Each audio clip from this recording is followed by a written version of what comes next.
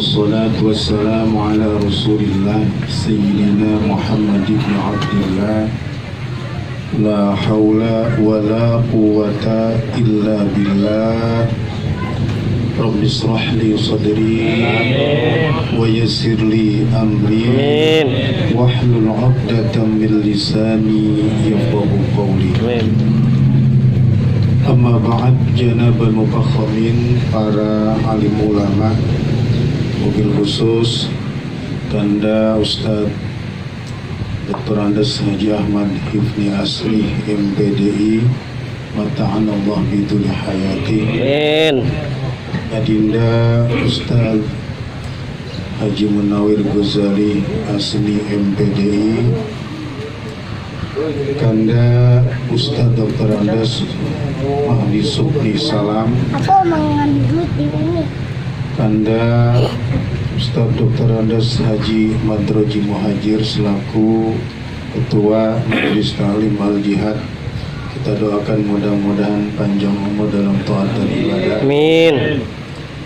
Bapak Ketua RW 011 beserta seluruh staf dan jajarannya, Bapak Ketua RW 04 beserta seluruh perangkat dan ajudannya, para hadirin hadirat wabil khusus Sohibul Bait yang dalam hal ini diwakili oleh Akhina Fillah Ustadz Dr. Andes Haji Hamdani Amsar MPD,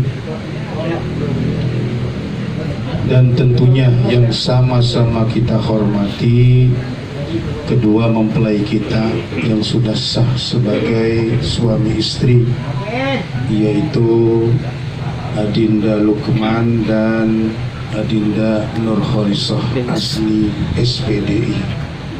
Kita doakan nih, mudah-mudahan kedua pengantin baru ini dapat memenuhi cita-cita hidupnya. Amin.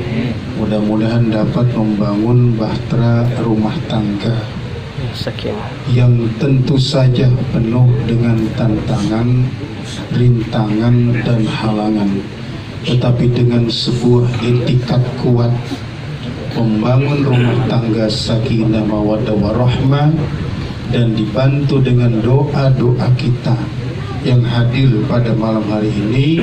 Insya Allah keduanya mampu menjalankan rumah tangga dalam ridho Allah Subhanahu wa Ta'ala. Amin. Hadirin dan hadirat yang dimuliakan Allah Subhanahu wa Ta'ala, saya bingung nih mau ngomong apa. Ya. Sangat tengok sini banyak ustadz nih, sampai banyak tokoh masyarakat yang kagak kesebut. Aki-aki banyak saya nggak sebut. Kalau disebutin atu-atu nggak kelar.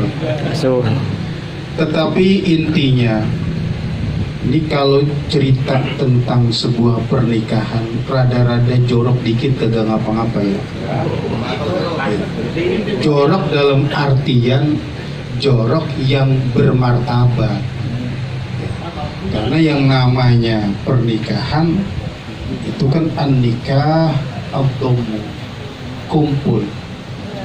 Jadi kalau kagak ngumpul belum nikah namanya. Nah, ini Ananda Lukman dan Nurholisah sudah jadi pasangan suami istri. Kalau kita baca di dalam Al-Quran surah Al-Baqarah ayat 223, Allah berfirman, nisa'ukum harthul lakum fa'tu harthakum anna syi'tum wa qaddimu li anfusikum. Itu surah apa tuh? Al-Baqarah ayat 223. Nisa'ukum harthul lakum, wanita-wanita atau istri-istrimu itu harthul lakum, adalah ladang-ladang bagi kamu. Jadi dibikin satu perumpamaan di dalam Al-Quran, istri-istri kita itu ibarat ladang, ibarat kebun. Ya, Jadi yang belum punya istri itu kagak punya kebun dia. Ya, kagak punya sawah.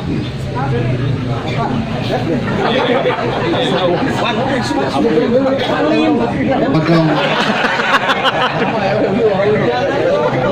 Itu dari mana? Sampai jalan kaki. Ini bagian penjemputan nih Jahrudin, bagian besek doang. Tabu lagi. Kalau mindahin besek kagak pernah lupa Jahrudin nih. Giliran jemput Habib tuh Pak. lupa.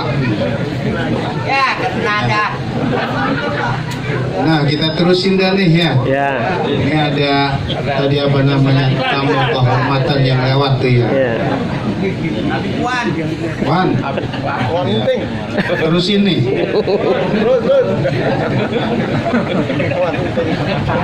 Jadi nisa hukum harsul lakum, istri-istrimu itu ibarat ladang kayak kebun. Tuh. Kayak makanya kalau banyak istri, banyak perempuan ini adem karena banyak kebun. Gak gersang itu. Pak tuh harsakum, di sini perintahnya nih. Maka datangi ladang-ladangmu itu, anna syi'tum, semau kamu. Kalau punya kebun, punya lahan, punya tanah, jangan dianggurin. Harus digarap itu. Bahasa kita punya kebun kudu dipacul. Ya. Punya sawah kudu ditandurin. Kalau sawah tanah kagak difungsikan, kagak digarap, ini mubazir namanya. Makanya perintahnya itu Faktu harsakum, manfaatkan, buat itu produktif, tanemin. Tuh. Kalau kita punya kebun disuruh tanam, suruh paculin. Tuh. Faktu harsakum annasyitu, jangan didiemin aja. Kadang-kadang punya bini sebulan dianggurin aja. Ini nggak boleh. Sama juga punya kebun kagak di apa? Kagak digarap, kagak ditanemin. Udah tuh nenek-nenek melongok sono, melongok sini. Iya. Aki-aki kuat, nenek-neneknya kagak kuat. Kenapa aki-akinya kuat? Orang bininya banyak. Pindah ke sono, pindah ke sini, tinggal nenek-nenek di sini yang tua. Iya. Longo aja mikir dia ngapa, gue udah kagak digarap-garap. Ya. Apa tanahnya keras ya? Apa tanahnya tandus? Ini perintah nih. Faktu harsakum, waktu itu fi'il amr dari atayati. Jadi harus digarap, difungsikan. Kenapa? Karena al-maqsudul a'zam minan nikah at-ta'abbud wa taqarrub wa tahsilul walad wan nasl. Karena tujuan pokok dari sebuah pernikahan itu adalah ibadah. Pertama ibadah, kedua at-taqarrub, mendekatkan diri kepada Allah. Yang ketiga ittiba'u sunnatir rasul, mengikut sunnah rasul. Yang keempat tahsilul walad wan nasl, menghasilkan anak dan keturunan. Li'anna bihi baqa'a al-alam wan tizama, karena dengan keturunan itu alam semesta ini akan terus hidup. Jadi tujuan pokok pernikahan pertama ta'abbud, taqarrub ilallah, mendekatkan diri kepada Allah. Makanya niat awal nikah jangan karena harta. Niat awal nikah jangan karena kedudukan.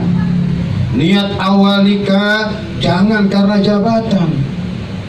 Nikah itu didasari semata-mata mendekatkan diri kepada Allah. Makanya Nabi katakan, man nakaha lillah wa ankaha lillah faqadista haqqa wilayatallah. Siapa yang nikah karena Allah, menikahkan anaknya karena Allah, maka orang itu berhak untuk mendapatkan perlindungan dari Allah Subhanahu wa ta'ala. Jadi niat awalnya dulu nih, kalau niatnya baik lillah, insya Allah kita fi wilayatillah, dilindungi oleh Allah. iyakunu fuqara yughnihimullah min fadli. Kalau secara materi awalnya miskin, insya Allah dengan niat pernikahan kita yang karena Allah, Allah cukupkan kita. Ini banyak contoh Pak. Ada orang yang masih bujangan nih, masih bujangan, hidup ngontrak, bujangan punya bini masih ngontrak. Begitu dia nikah, malah punya kontrakan. Ukurannya kalau masih bujangan aja dia ngontrak, bagaimana kalau dia punya bini? Apalagi tuh bini makannya banyak. Ya, bagaimana kalau dia punya anak? Apalagi tuh anak makannya gembul. Berarti tambah miskin kesananya. Tapi terbalik ternyata. Masih bujangan, gak punya apa-apa. Begitu dia nikah, tambah hartanya. Punya anak, tambah lagi hartanya. Kenapa? Dasar pernikahan lillahi ta'ala karena Allah.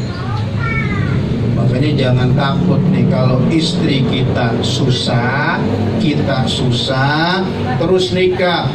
Logikanya dari mana kayanya? Dari mana sumbernya?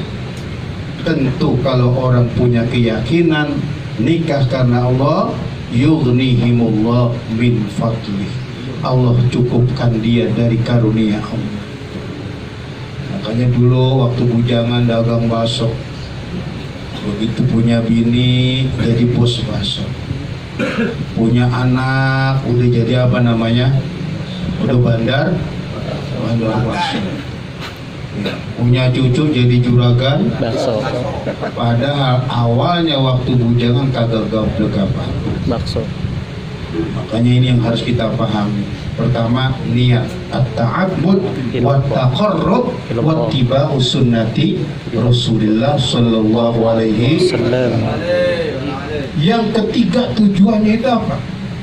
Tahsilul walad, menghasilkan anak wan nasl dan keturunan.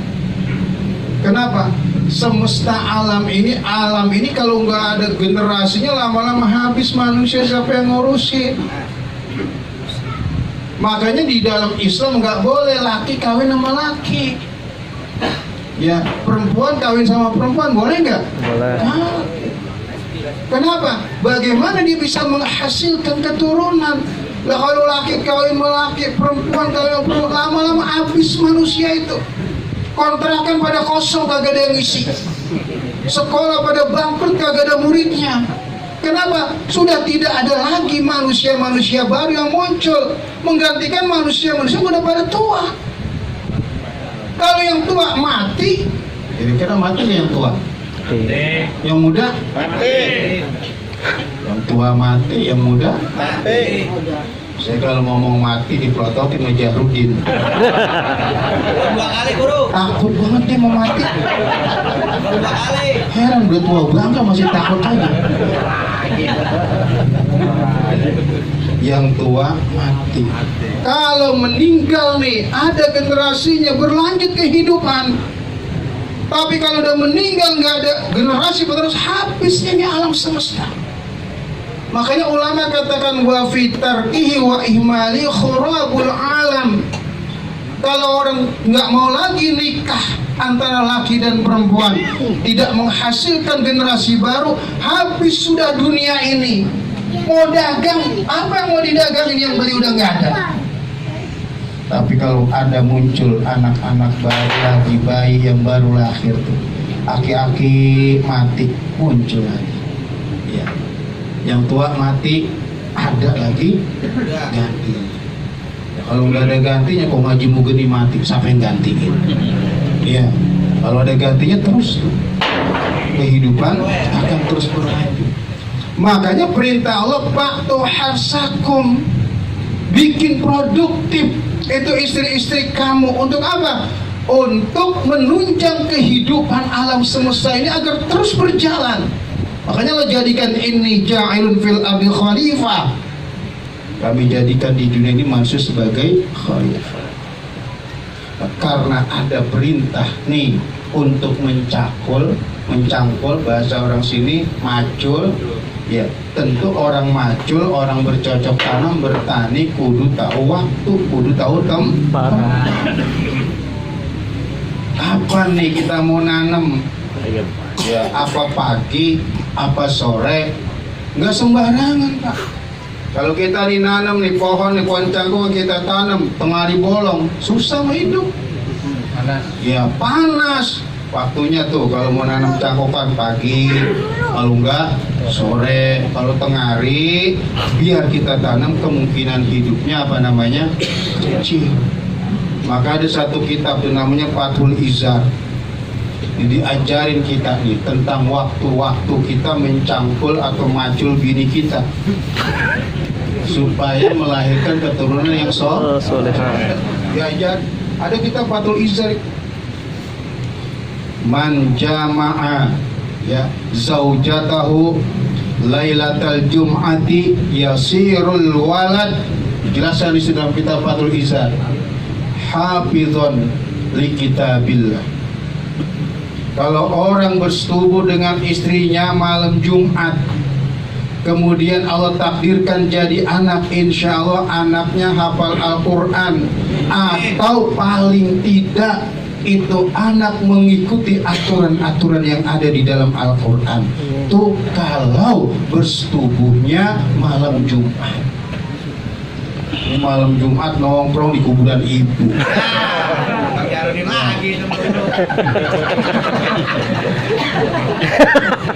Padahal itu waktu kita mencangkul yang benar. Akhirnya nggak dapet turun yang baik, kesurupan pulang-pulang. Nah kalau perawan kesurupan banyak yang mau ngobatin. Aki-aki kesurupan. Siapa yang mau ngobatin? Kalau kata Oki paling ceburin di hari comberan. Ya. Nih, tuh kalau malam Jumat begitu.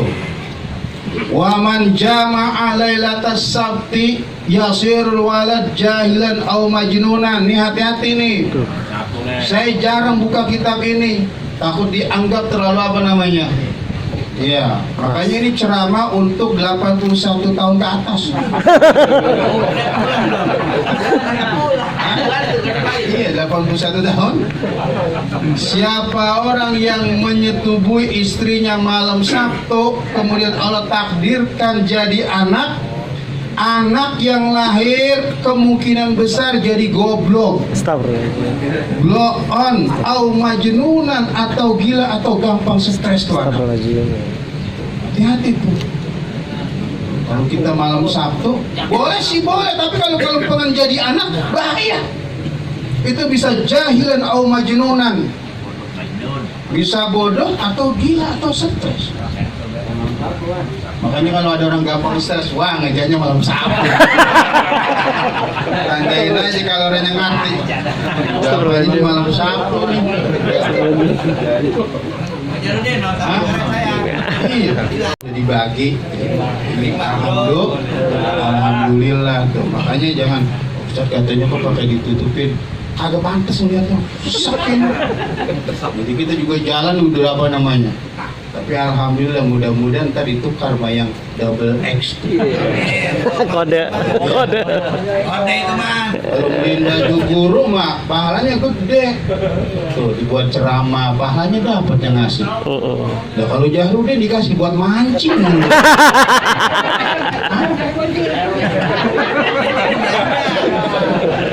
Dibeliin seragam buat mancing. Iya. Kalau enggak buat apa nanya, buat ngancong janda. ya, aduh Katanya bagi, aku tahu begitu, gua kagak kasih katanya. Di dalam aja Bang Jarudin, di dalam. Udah terus ini nih. terusin. Sampai malam apa tadi ceritanya? Malam Minggu. Malam Minggu pantangan ki, nih ujang ada bilangnya. Kalau jadi anak itu anak apa? Mager banget itu, zaliman. Waman jama'a zaujatahu lailatal isnain, siapa orang yang bersetubuh dengan istrinya malam Senin, yasirul walad miskinan au faqiran au radiyan bi qada'illah, kemungkinan besar ini anak nih nanti udah gedenya hidupnya sering susah, Astagfirullah. senangnya dikit, ya, iya sering susah,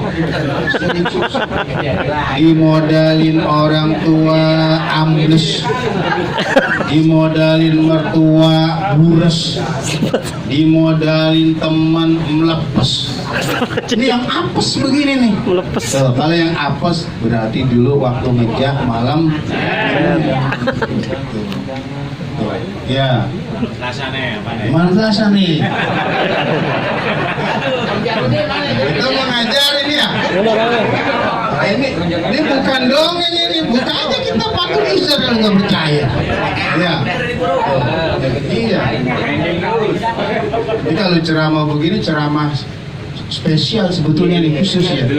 81 tahun Ke atas. wa man jama'a zaujatahu lailatas sulasa yasirul walad barron lil walidain.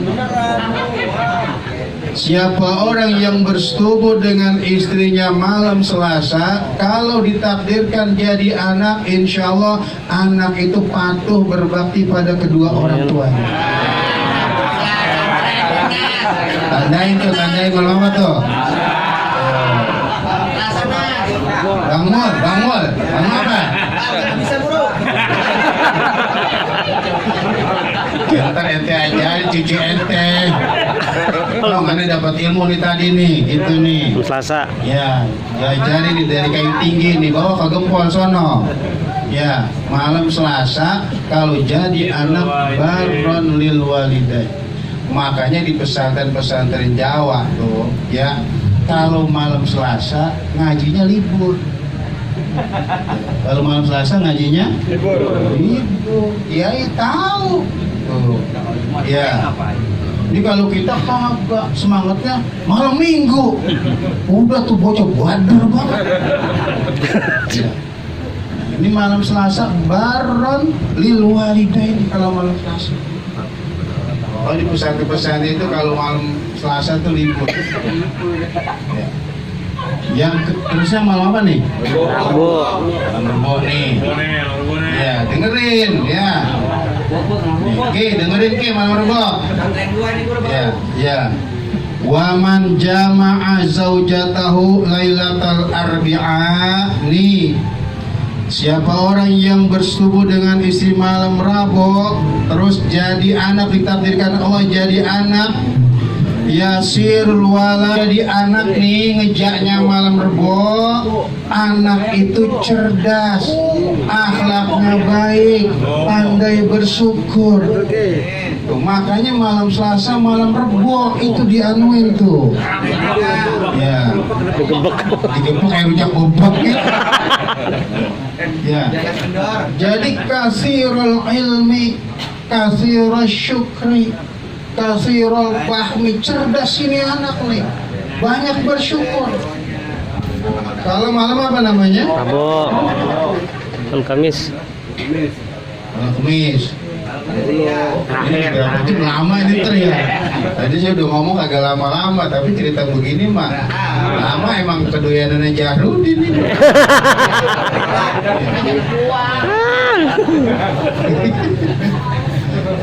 Ya. Waman jama'a zaujatahu lailatal khamis yasirul walad, selalu ikhlas dalam beribadah, dalam beramal nih. Tuh. Jadi ibadahnya baik, makanya Selasa, Rebo, Kamis, Jumat bagus itu. Ya. Ya kalau Sabtu, malam Minggu, malam Senin. Nah, itu ya, off dulu, off. Ini kalau kita mau mencangkul untuk mendapatkan hasil yang baik, ada tata caranya. Maka semua diajarin oleh ulama itu. Man, catat man. Ini qaulu ahli ilmi wal hibrati, pendapat ahli ilmu dan sudah berdasarkan pengalaman. Maka udah ada tuh kalau begitu. Tuh berarti kalau kita benar-benar ingin mencangkul ladang kita, panennya bagus, waktu-waktunya kita. Jadi kalau bisa hindari tuh malam apa? Sabtu, malam Minggu. Dengan cara yang benar, insya Allah hasilnya juga baik. Makanya sampai ada berita di dalam Al-Quran, Faktu harsakum annasyitum. Bikin produktif, tetapi al-hars mencangkul itu ada waktu-waktunya. Sama juga kita bertani, berkebun, nyawa ada waktu-waktunya. Nah, mudah-mudahan ini bisa dipahami. Nah, kemudian nih untuk yang kedua, mempelai, termasuk kita nih mempelai yang lama, ya. Pengantin lama. Yang bagi lil urusi arba'atu asya. 4 hal yang harus diperhatikan oleh pengantin baru, termasuk kita pengantin lama. Sebelum kita mencangkul, sebelum kita pada macul. Pertama apa? Akhdhul yadain. Tuh. Kalau kita nih aki-aki mau bersetubuh, akhdhul yadain, pegang tangannya dulu tuh nenek-nenek. Oh ya. Ikat. Jangan belum apa-apa jempol orang ditarik. Pegang tangannya. Akhlul Janda. yadain. Jadi. Aki-aki marah-marah ini ya. Iya. Nah, Kelamaan. emang resiko orang kalau punya bini begitu. Orang nih dia pinter, baca fatihahnya pinter, ya, baca surahnya pinter, Qurannya pinter.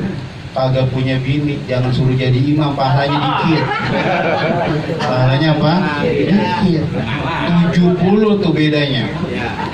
Jadi kapan namanya 70 rakaatun min mutaakhilin afdal min sabina rakaat min ghairi mutaakhir. 1 rakaat dipimpin oleh imam yang sudah berkeluarga lebih utama daripada 70 rakaat dipimpin oleh imam yang belum berkeluarga. Tapi kan dia pernah berkeluarga. Iya. Artinya yang dulunya dari dulu sampai gini hari belum. Kalau aki-aki kan udah pensiun. Ya. Jadi itu mutaakhirin pernah berkeluarga.